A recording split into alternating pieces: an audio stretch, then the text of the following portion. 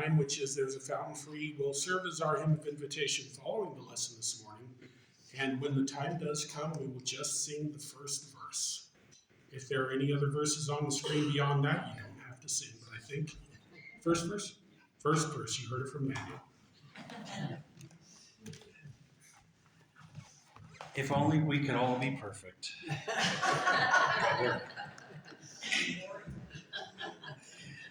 This morning's scripture reading is Psalm 78, verses 1 through 4. O my people, hear my teaching. Listen to the words of my mouth. I will open my mouth in parables. I will utter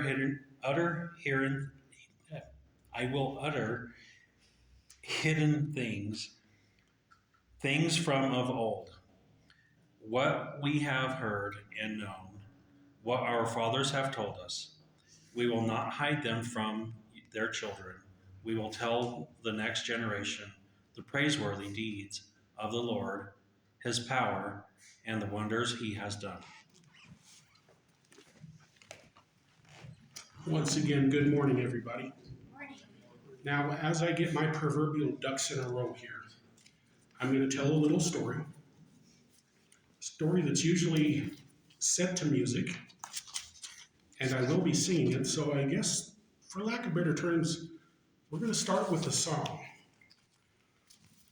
A farmer and a teacher, a hooker and a preacher, riding on a midnight bus, bound for Mexico.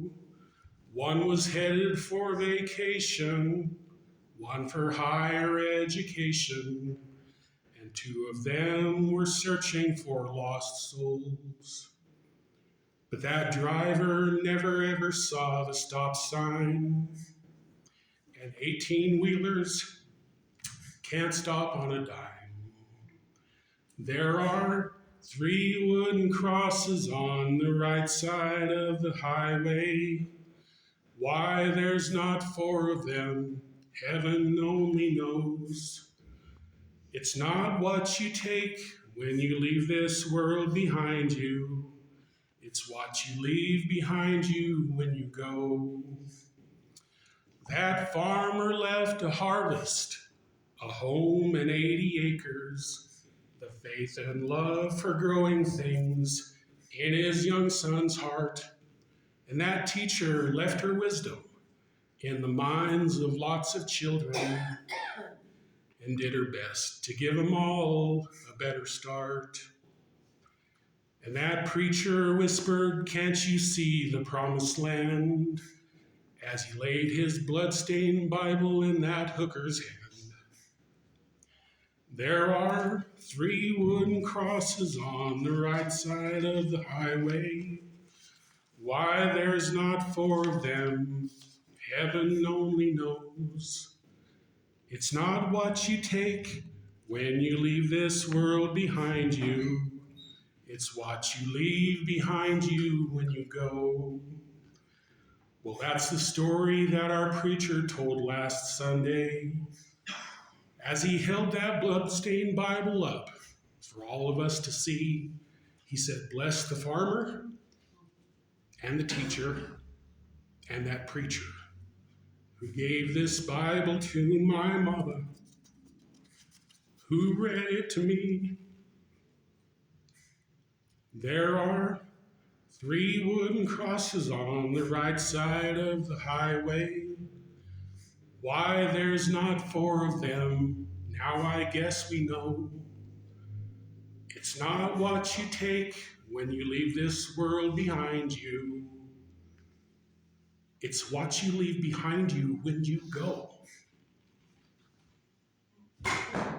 So I'm going to start after the song with a quick question. When your time comes, what will you leave behind you? What will be your legacy?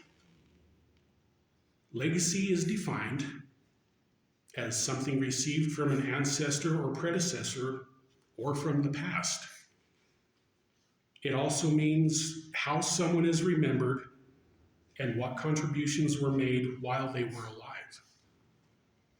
Take a look around you. Take a look at the people surrounding you right now, whether it's to your left or your right, in front of you, behind you, because I know not every seat is full, so there might not be someone to your left or your right. But take a look around you and ask yourself, how will these people remember you?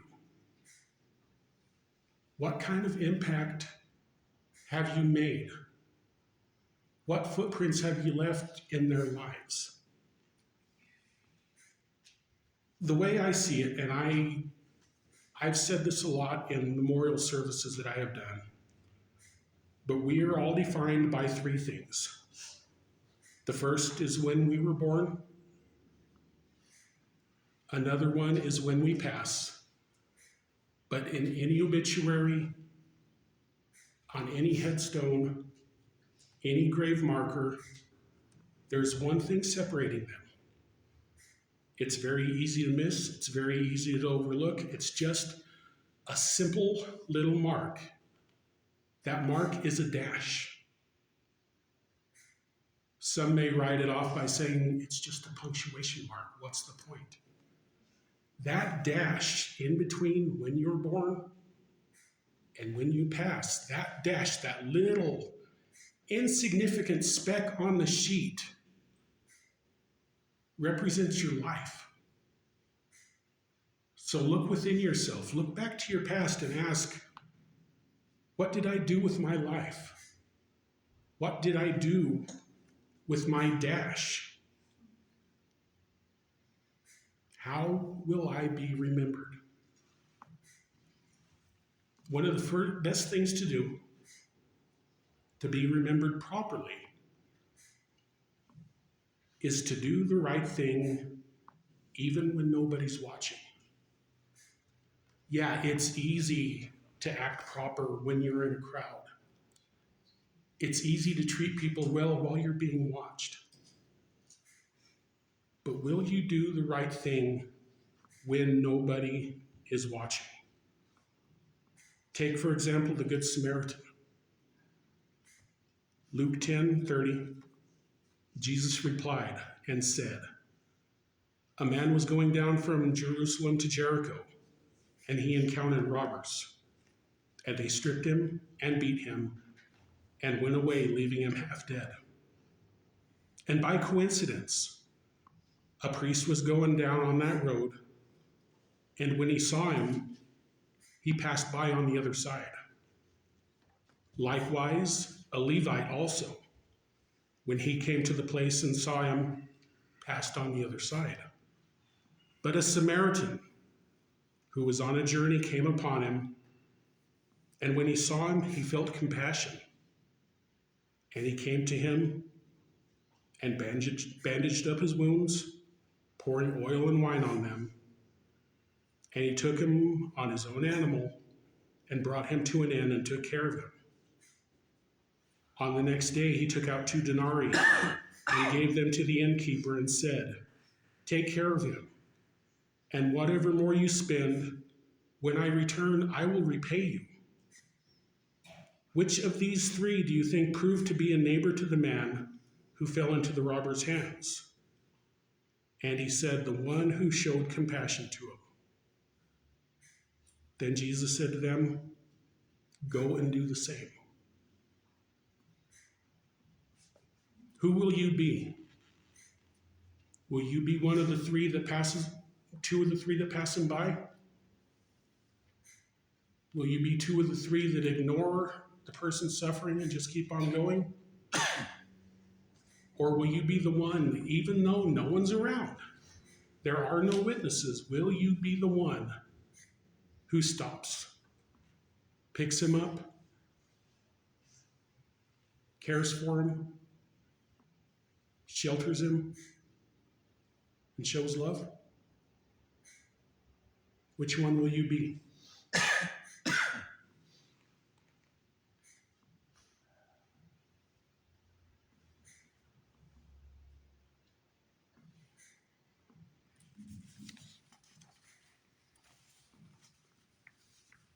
Now, I know I talked about doing the right thing. You always hear, do the right thing, do the right thing, do the right thing.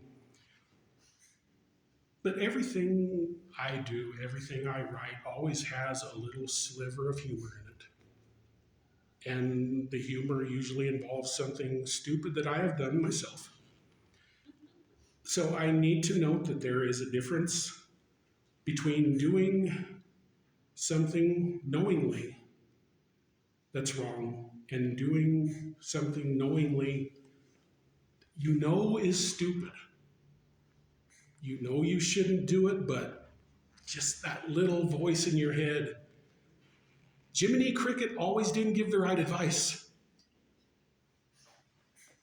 Some of you know, I know Missy is aware of this, but I spent 8 years of my life as a correctional officer here in Walsenburg.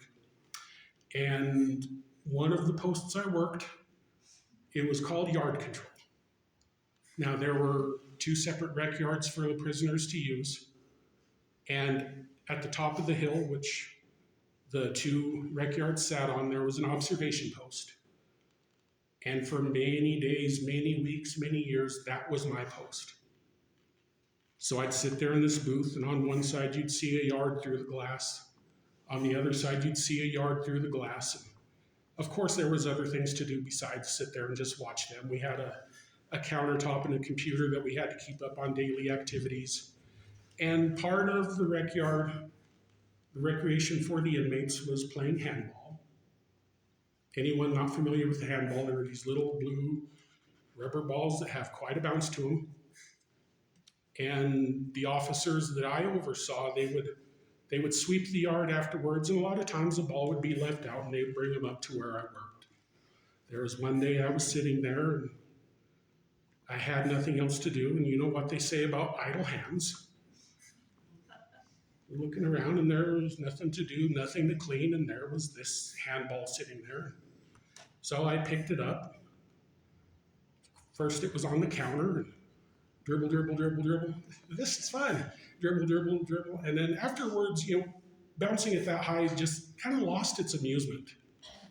And I was sitting in an elevated chair, kind of like what bank tellers sit on, because the counter was high, so you have to see over the counter. So I start dribbling it on the floor. Dribble, dribble, dribble, dribble. Dribble, dribble, dribble, dribble. And once again, after a few dribbles, it kind of lost its amusement. And then I started looking at the glass in front of me. Should I? Or shouldn't I? Should I? Or shouldn't I? And of course, the shoulds won, and I released the ball. And the mathematician inside my head started doing some calculations, and of course, none of them were correct. And an object in motion stays in motion, or was that E equals C squared? And before I could get the third incorrect equation out of my head, right in the forehead. I had no idea that ball would rebound so quickly off of that glass. Yes, I did something that I knew was stupid. It wasn't wrong, it wasn't right, it was just stupid. But nobody else was around. Of course, I made sure that after it hit me in the head and I turned in my chair, I had to make sure there were no witnesses to my stupidity. But do the right thing even when nobody's watching. That is the moral to that part of the story.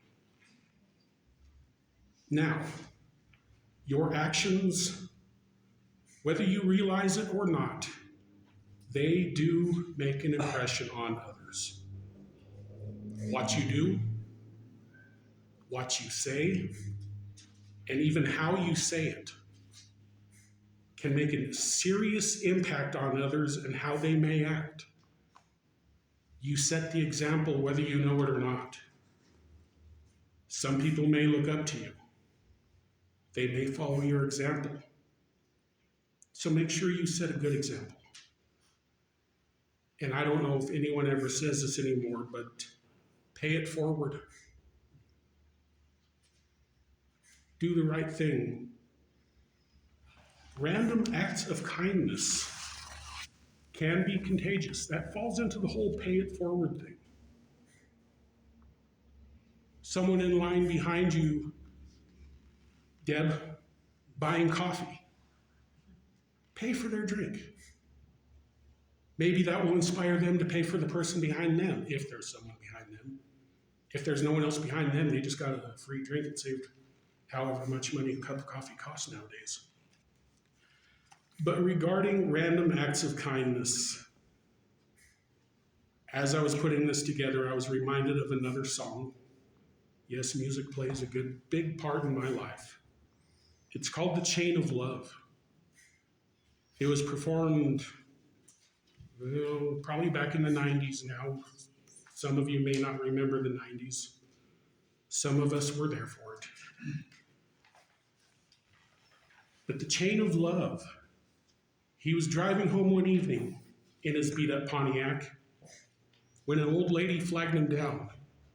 Her Mercedes had a flat. He could see that she was frightened, standing out there in the snow, till he said, "I'm here to help you, ma'am. By the way, my name is Joe." She said, "I'm from St. Louis, and I'm only passing through. I must have seen 100 cars go by. This is awful nice of you." And when he changed her tire and closed the trunk and was about to drive away, she said, "How much do I owe you?" Here's what he had to say. "You don't owe me a thing. I've been there too. Someone once helped me out, just the way I'm helping you. If you really want to pay me back, here's what you do. Don't let the chain of love end with you." Well, a few miles down the road, the lady saw a small cafe. She stopped in to grab a bite to eat and then be on her way. But she couldn't help but notice how the waitress smiled so sweet, though she must have been 8 months along and dead on her feet. Though she didn't know her story, and she probably never will, when the waitress went to get her change from a $100 bill, the lady slipped right out the door and on a napkin left a note. There were tears in the waitress' eyes when she read what she wrote. "You don't owe me a thing. I've been there too. Someone once helped me out, just the way I'm helping you. If you really want to pay me back, here's what you do. Don't let the chain of love end with you."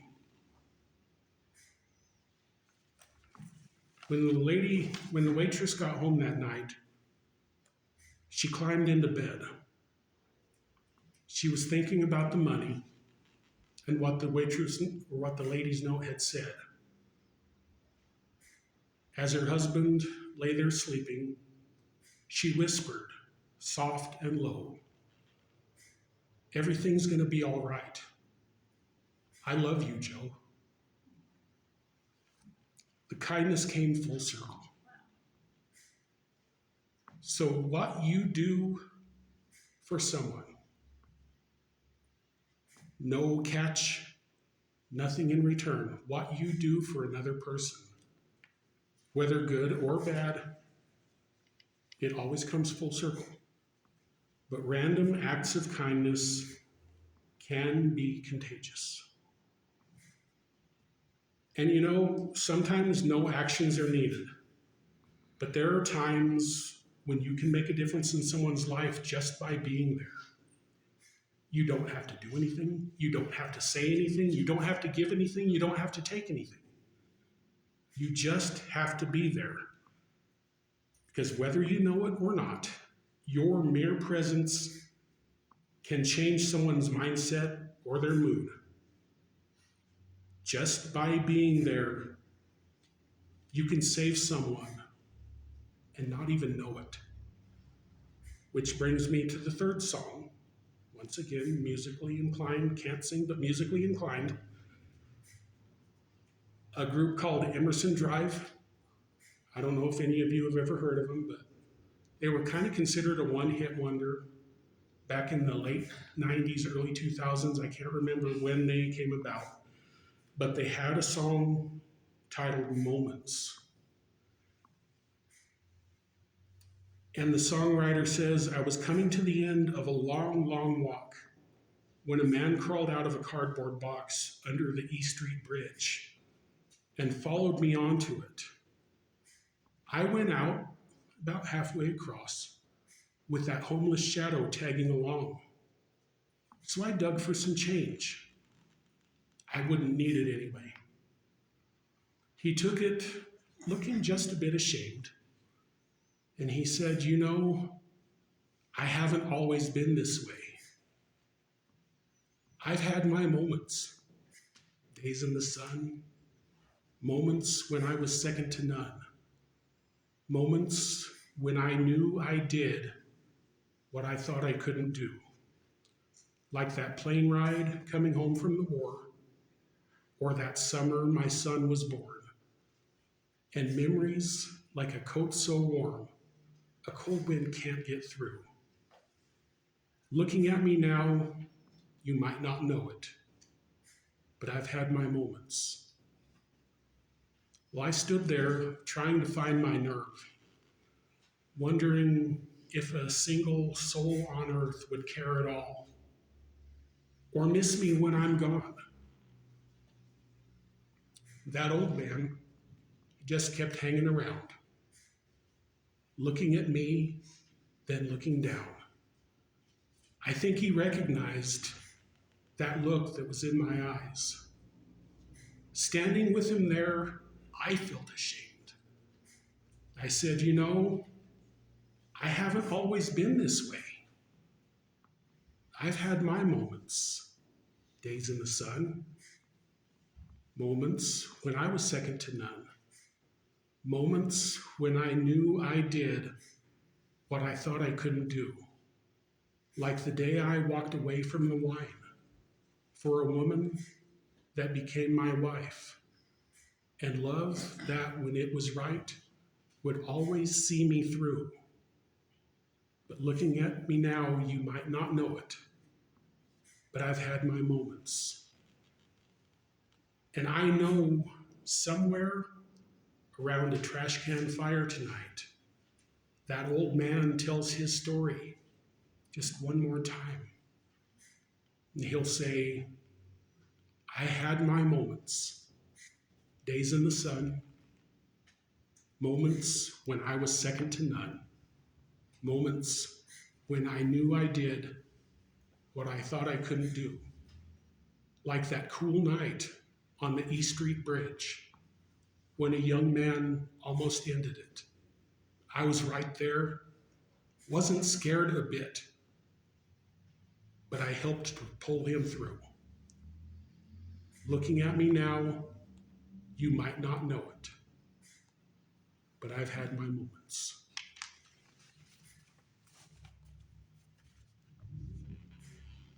So by being there, like I said, without doing anything, without saying anything, you can make a difference in someone's life.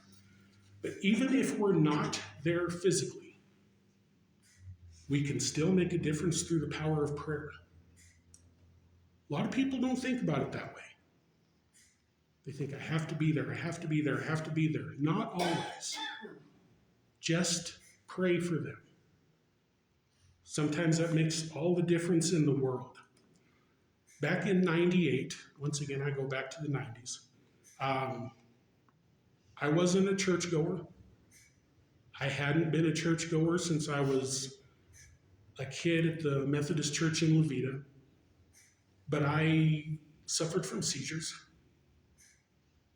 And it got to the point where I ended up seeing a neurologist, and they wanted to operate. When the neurologist said, we're going to perform surgery to remove the tumor, the first question I asked was, am I going to have to shave my head? Because at the time I still had hair. No, it wasn't a full head of glorious flowing locks.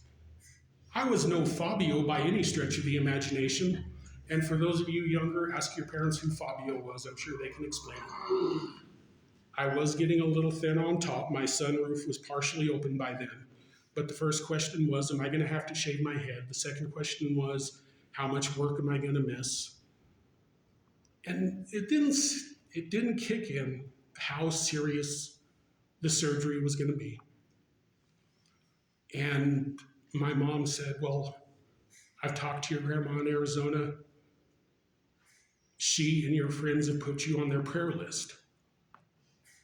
Once again, I wasn't a churchgoer at the time. I didn't think the surgery was as serious as it was.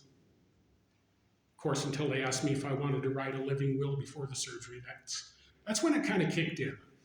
But when she said my grandma and her friends have put you on their prayer list, and my first reaction was, who needs it?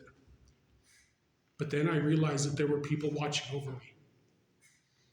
I woke up after the surgery. My head was wrapped like the mummy. I had lines going into my chest, lines going into my arms, hoses going up my nose. My head was ringing like somebody had just pounded me with a 2x4. If I was a cartoon, I'm sure you could see little canaries flying around my head. But as I sat there in the ICU, from my bed, I could see a room kind of catty corner across the hall. And I kept looking, and I saw my paternal grandfather laying there. I didn't say anything at the time. And later I told my mom what I saw. And she looked and she said, well, that's where your grandpa was when he was in the hospital. Later on, I was moved from ICU to a regular room or general population prison term. But I was moved to a regular room and sharing a room with somebody that I couldn't see. There was a curtain between us, and all I heard all night was cough, cough, cough, cough, cough, cough. And I couldn't sleep. Of course, it was impossible to sleep in there because every 15 minutes you had a parade of nurses coming in. I need to look in your eyes. I need to check your grip. I need you to talk because they operate on the right side of your brain. It affects your speech. It affects so many things. But they came in to remove my roommate. And as they wheeled him out and wheeled him past my bed, all I saw was my maternal grandfather. So even though the fact that I didn't take the whole prayer list thing seriously, it was real. I had people watching over me. And I understand that prayer is often mocked. It's often misunderstood. It's often overlooked. However, the thoughts and the love that we pour into our prayers, with all of those, you should never be surprised what the outcome is.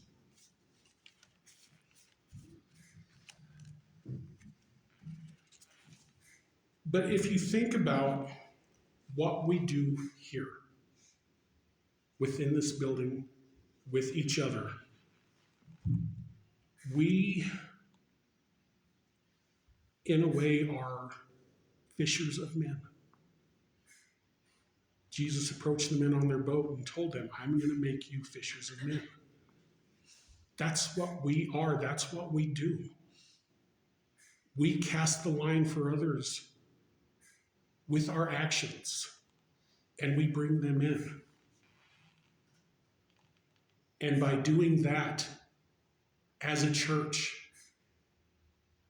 as Christians, as brothers, as sisters, forget the titles. As human beings, we are cementing our legacy. What will the legacy of the Walsenburg Church of Christ be? Will it be one that people overlook? Or will it be one that people will say, they brought me in? They saved me. Whether as a group or whether it is individuals, we are fishers of men. We are a light.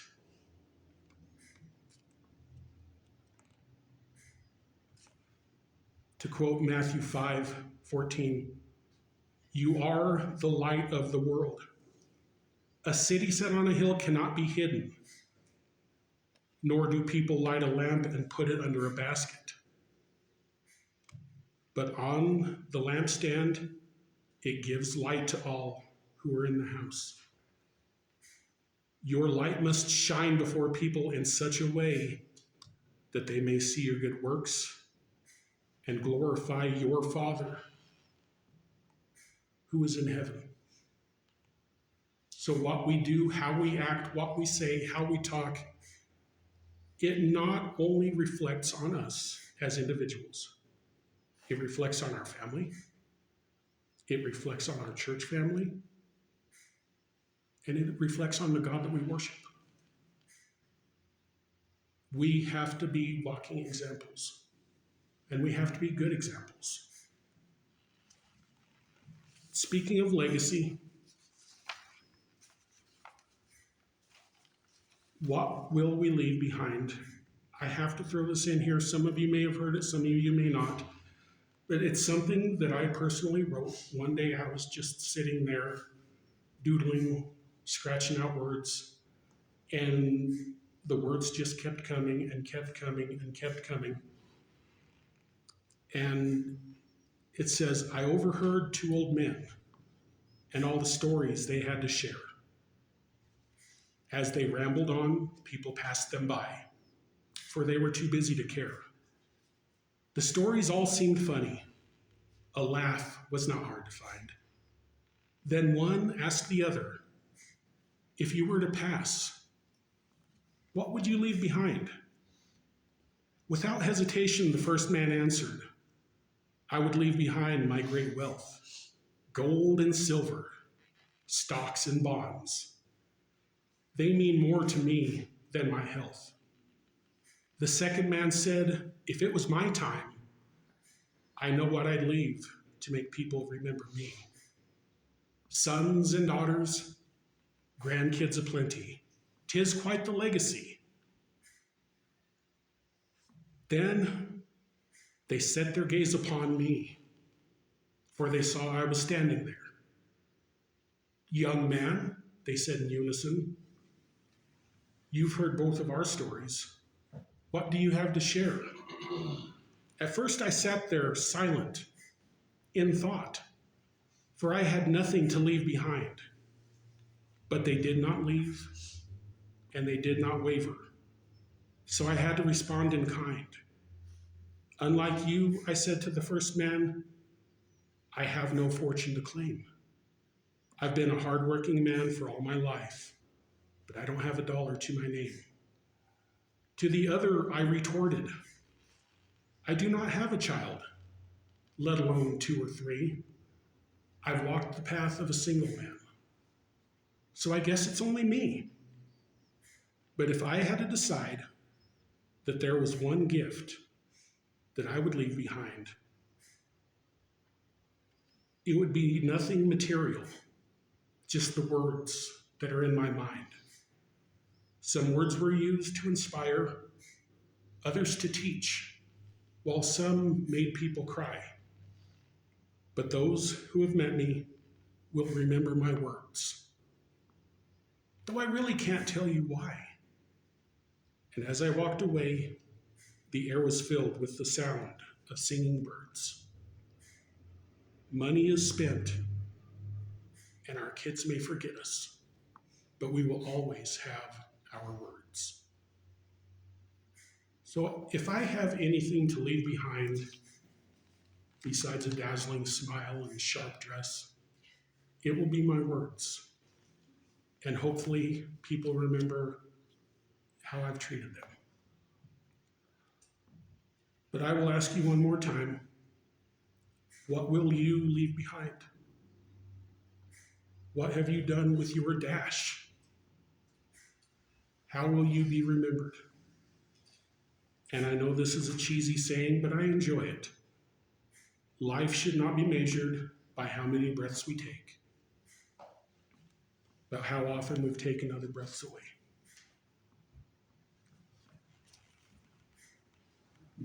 We will all leave something different behind.